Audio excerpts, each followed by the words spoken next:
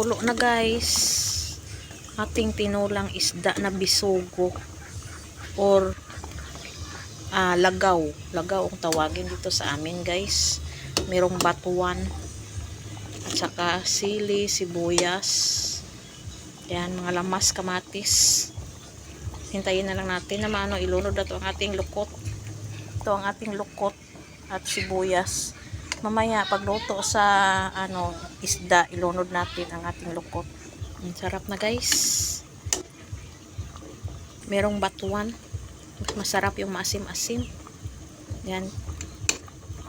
So ilagay na natin ang ating lukot at sibuyas dahon. Yan. Masarap po ang lukot ilagay sa tinula guys. Binigyan ako sa aking suki.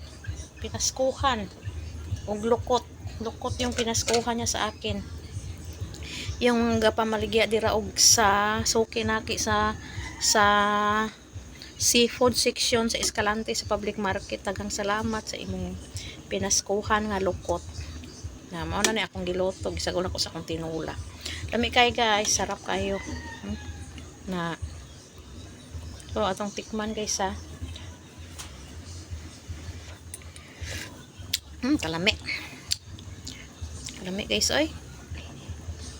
So ano na lang nato guys. Di na to masyadong po kamalata ni siya ang lukot. Luto na ni siya dugay-dugay. Kami oy.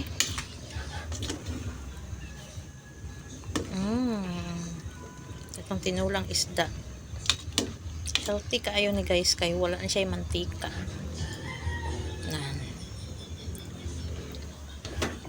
So kulo-kulo na, i-off na nato ang atong gasol.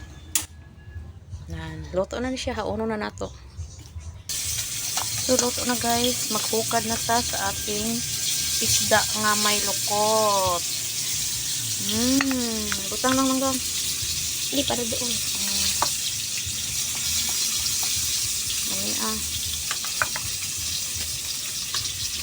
Kawin kaglukot lang ka. Hindi. This is masarap. Masarap na siya.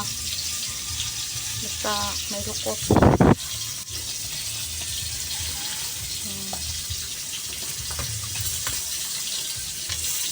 Sarap ang may lukot. Ayun na, tama na. Yummy. Sarap pa. So, mangain na tayo guys. Natay isda nga bisugo may lukot guys oh. Narap iso lukot. Kaon ka lang ga?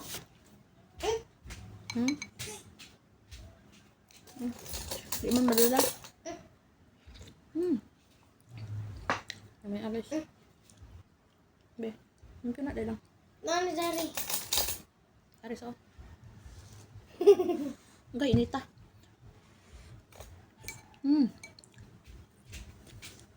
Init guys ay. Init kayo. Pero lami. Mm. Init nga lami.